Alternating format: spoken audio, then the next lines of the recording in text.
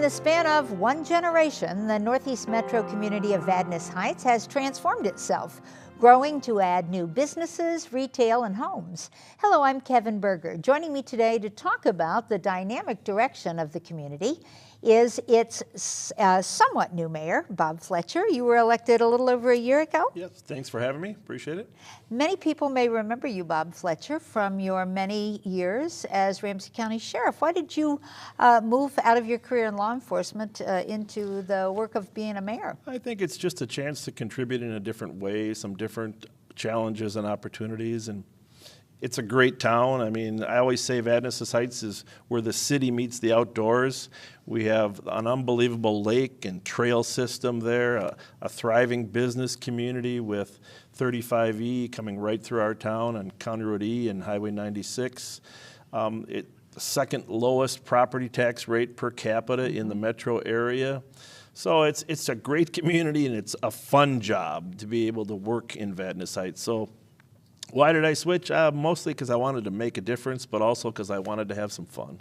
And what are some of the fun things that are on the mayor's docket? Well, we still have a chance to develop our property. We have a lot of undeveloped older farmland there that we want to bring some businesses in. We, of course, have had our city center develop. We have a Target, a Walmart, and a variety of other stores there as well, and restaurants.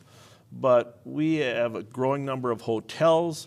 Our biggest niche now is we're becoming a sort of a health industry leader with Summit Orthopedic and Twin City Orthopedic and an emergency room as well. So, you know, we have a lot of dermatology. We really are kind of becoming sort of the Northeast niche for health care and orthopedics. And is that strategic transportation intersection, do you think that's a big part of the attraction? It's huge. I mean, you're talking 70,000 plus cars a day.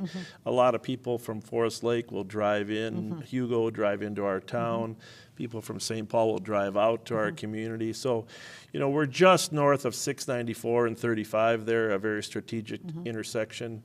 And, you know, it's always location, location, location. But in our case, we have a great residential community as well. I mean, tied to our lakes and trails. And we're this next year, we're going to invest $200,000 in improving our trail system. It's already outstanding, but we want people able to bike and walk through our community, come from Little Canada or St. Paul or wherever. So it's a great mix of business along the freeway corridor, residential, and then recreational lakes and trails.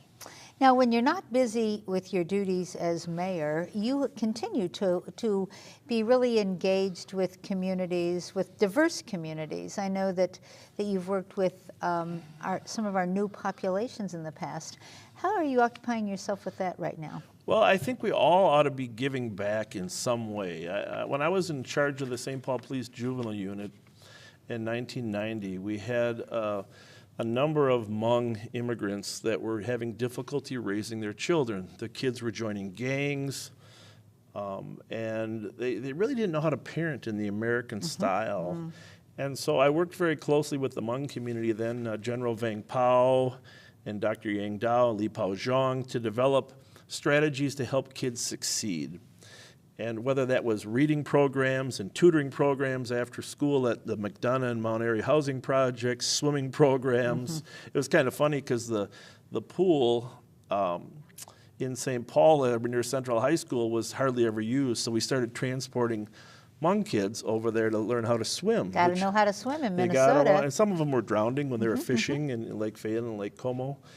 But softball programs, just a variety of ways to help them transition. And you really loved that. I think it's the most rewarding thing that I've done in my life. For 20 years, helping them succeed. And to be frank, the Hmong have done very well. I was just at their Hmong New Year here recently, and I'm really proud of everything they've accomplished. A lot of valedictorians, they're doing well in the business world.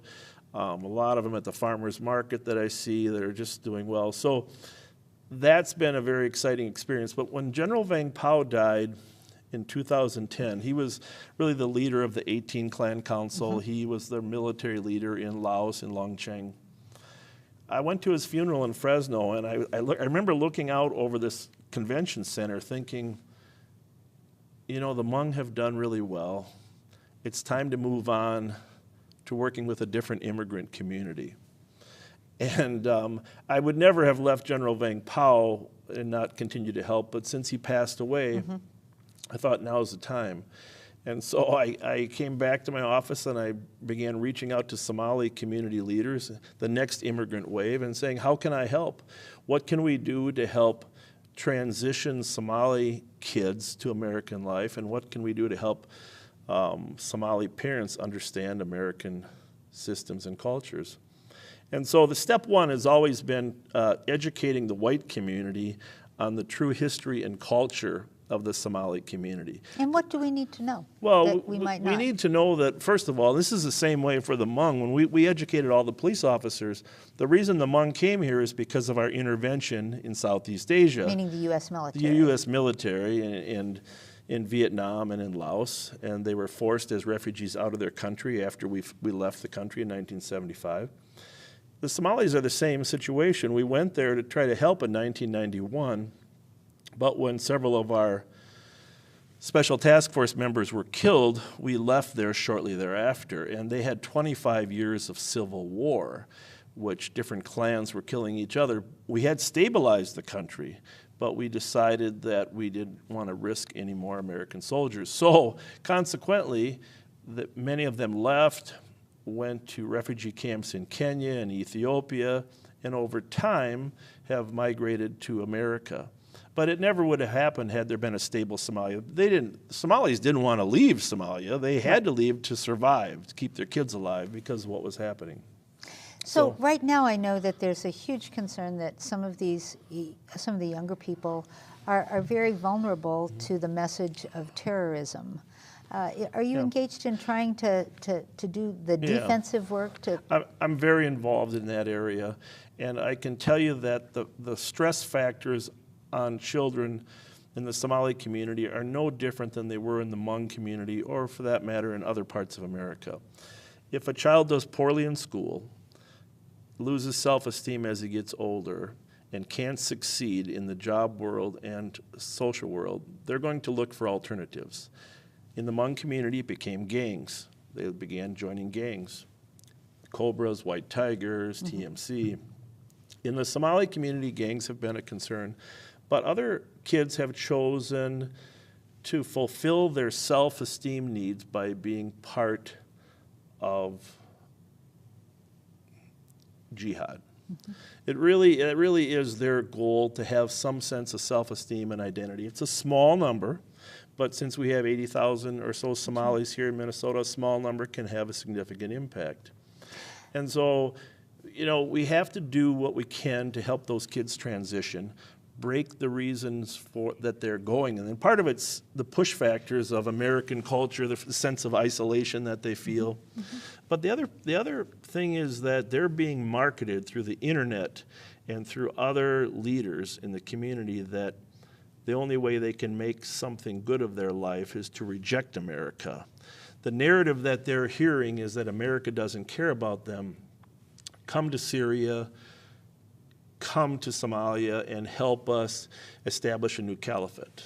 Well, Bob, I know you're one of the people that is very engaged with making them know that they are cared for here. Yes, so that's our goal. That's our goal, to help them transition. I always say success is the best vaccine against terrorism. If we help these kids succeed, they have no reason to be involved with terrorism. Thank you so much. We could talk about this for many hours, but thank you for sharing the work that you're doing and telling us about what's going on in the city where you're the mayor, Bob Fletcher in Vadnais Heights. Now, again, if you'd like to learn a little bit more about the city where Bob Fletcher is the mayor, you can go to the website for the City of Vadnais Heights. That is cityvadnaisheights.com. And that's it for this edition of Comcast Newsmakers. Thanks for joining us.